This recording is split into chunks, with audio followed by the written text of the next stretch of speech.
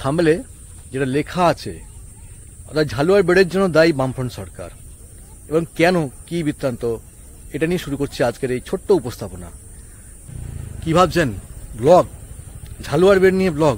প্রচুর ব্লগ আছে, প্রচুর ভিডিও আছে ইউটিউবে, কিন্তু কোনো ভিডিওয় কোনো তথ্য যেটা দেয় সেটা হচ্ছে সবাই বলে দক্ষিণবঙ্গের ডুয়ার্স, কেউ এখানে ভিডিও বানায়, এত সুন্দর প্রাকৃতিক পরিবেশ, কেউ আসে আবার মনোরঞ্জন নিতে, কেউ আসে প্রেম করতে। আর এই রুটে ট্রেন ব্লগ করেছেন প্রচুর প্রচুর ব্লগাররা, কেউ কোনো আসল তথ্য আজ পর্যন্ত দেয়নি বা আপনাদের শোনায়নি। আর যদি আপনারা জেনে থাকেন কি কারণে ঝালুয়ার বেড় এখানে আসলো, অবশ্যই মন্তব্য করবেন যদি আমার বক্তব্যে কোথাও ভুল থাকলে। মার্টিন রেলের হারিয়ে যাওয়া ইতিহাসের সন্ধানে যখন আমরা মাকড়দহে পৌঁছালাম, মনে প্রশ্ন দেখা দিল, মার্টিন রেলের কোনো কি অস্তিত্ব আদৌ কি আছে?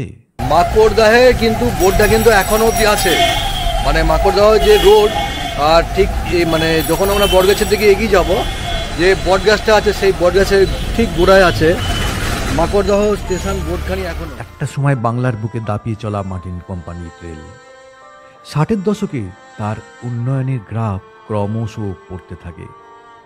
গতির লড়াইতে হার, পাশাপাশি টিকিট না কাটার অনীহা আর শ্রমিক অসন্তোষের কারণে মার্টিন রেলের কফিনে পেরেক পোতা হয়।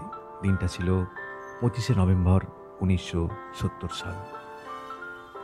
1971-এর 1 জানুয়ারি শেষ বারের মতন ট্রেন চলে বন্ধ হয়ে যায়। হারিয়ে যায় মার্টিন স্টেশনের সাথে যুক্ত হকার থেকে শ্রমিক, ডেলি প্যাসেঞ্জার থেকে সাধারণ যাত্রী।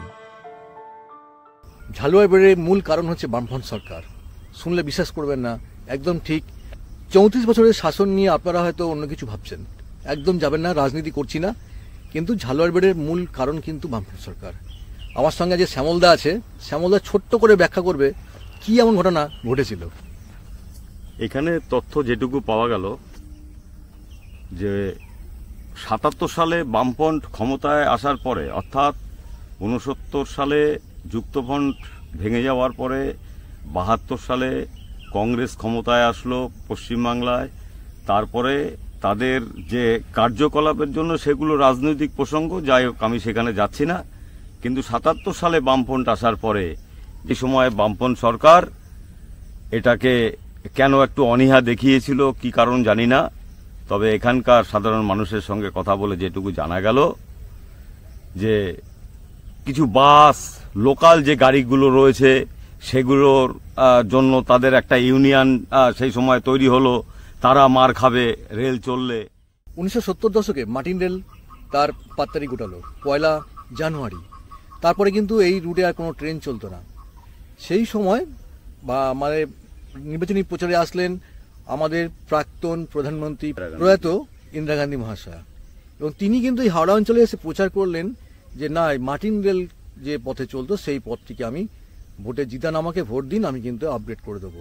তারপর কেটে যায় বেশ কিছু বছর। ফিরিয়ে দাও আমাদের মার্টিন রেল, দাবি ওঠে সাধারণ থেকে বিশিষ্ট জনদের মধ্যে। 1972 প্রয়াত প্রধানমন্ত্রী ইন্দিরা গান্ধী কলকাতায় এলেন জনসভা করতে। সেখানে বক্তব্যে মার্টিনকে ফেরানোর আশ্বাসও দিলেন ভারতীয় রেলে অধিগ্রহণের মাধ্যমেই। প্রচার হয়েছিল বেতারেও, কিন্তু ভোট যায়, দিন যায়, ক্রমশ ফিকে হতে থাকে মার্টিনের রেলপথ। ঘাস, জঙ্গল, আগাছায় ঢাকা পড়তে থাকে।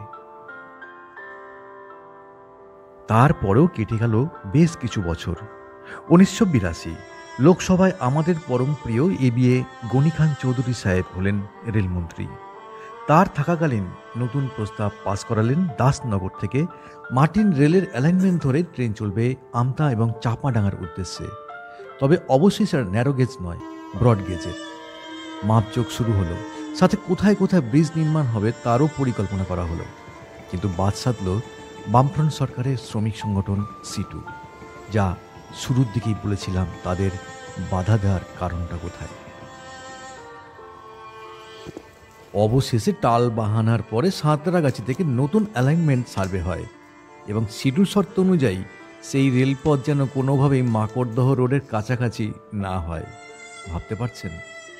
এখানে রাজনীতি খুঁজবেন না, যে ঘটনা হয়তো জানা নেই সেটাই প্রকাশ্যে আনলাম। তথ্যে ভুল থাকলে ক্ষমা করবেন। হ্যাঁ, এখানে আসলে আপনি ডুয়ার্সের ফ্লেভারটা পাবেন।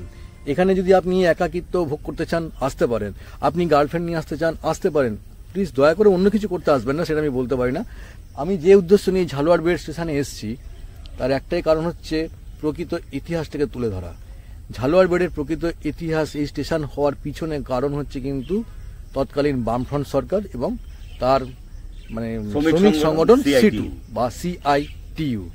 তো তাদের এই বদান্যতার জন্যই, তাদের এই আন্দোলনের জন্য কিন্তু এমন জায়গার স্টেশনটা করতে হয়েছিল। শুধু এটা নয়, এর পরে বেশ কয়েকটি স্টেশন কিন্তু জনপথ থেকে অনেকটা দূরে। এমনকি এমন একটা স্টেশন আছে যে স্টেশনে কোনো প্ল্যাটফর্মে ঢোকার কোনো রাস্তাই নেই।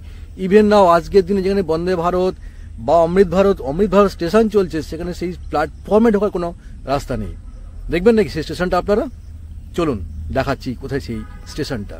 তা আজকের দিনে যখন বন্দে ভারত বা অমৃত ভারত প্রকল্পের কাজ চলছে, সেখানে আমতা লাইনে দক্ষিণবাড়ি ব্রডগেজের স্টেশন কিন্তু সেই একইভাবে পড়ে আছে, অর্থাৎ প্ল্যাটফর্মে যাওয়ার কোনো রাস্তা নাই। মানে রেল ট্র্যাক ধরে হেঁটে গিয়ে প্ল্যাটফর্মে গিয়ে পৌঁছতে হবে। তো সামনে হচ্ছে দক্ষিণবাড়ি ব্রডগেজের স্টেশন, দেখবেন নাকি একবার? চলুন। শীত, গ্রীষ্ম, বর্ষা, নাগরিকদের রেল ট্র্যাকই ভরসা। 2025 সালেও আধুনিক রেল যোগাযোগ ব্যবস্থা থেকে অনেকটা পিছিয়ে থাকা হাওড়া আমতাসাগর এই দক্ষিণবাড়ি স্টেশন। ঝালুয়ার বেড থেকে আমরা বিদায় নিচ্ছি। এরপর চলেছি আবার সেই পরে ফিরে যাচ্ছি। নতুন যে এপিসোডটা দেখছেন আপনারা, মার্টিন রেলের ইতিহাস, সেই ইতিহাসে ফিরে যাচ্ছি। একদিকে শিয়াল ডাকছে দিনের বেলায়, তো এটা স্বাভাবিক, মানে নিস্তব্ধ জায়গা পুরো একেবারে।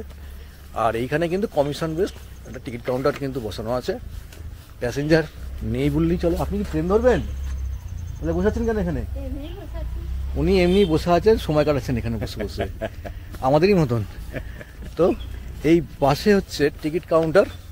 ট্রেন যখন আসে তখন কাউন্টার খুলেই যায়, হয়তো ওয়েটিং রুম একটি আছে, তো ভিতরে কেউ আছে বলেই মনে হচ্ছে। এই তুই এখানে কেন শুয়ে আছিস? হ্যাঁ, দেখুন রেলের পাশে আরামে শুয়ে আছে।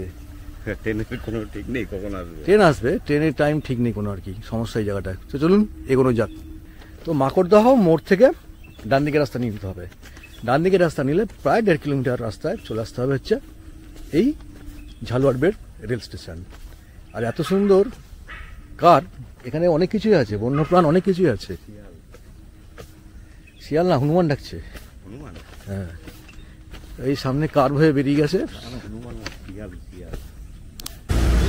এই হচ্ছে মকরচণ্ডী মায়ের মন্দির যাওয়ার রাস্তা। ওই মন্দিরের চূড়া দেখা যাচ্ছে। আর পিছনের এই রাস্তাটাই চলে যাচ্ছে ঝালুয়ার বেড স্টেশন। আর আমাদের নেক্সট গন্তব্য হচ্ছে, আমাদের গন্তব্য আমতা, আর সেটা মার্টিন রেলের পথ ধরেই হবে। থাকবে দারুণ সব অভিজ্ঞতা। বর্তমান শাসক দলের পক্ষ থেকে স্টেশন ফলক ভেঙে পানীয় জলের কল বসানোর গল্পও থাকবে। মার্টিন রেলের অ্যাক্সিডেন্টের ঘটনা তাও থাকবে। তার জন্য অপেক্ষা করবেন, জানি সেই বিশ্বাস আমার আছে। আপাতত বিদায় জানাচ্ছি, ভালো থাকবেন সবাই।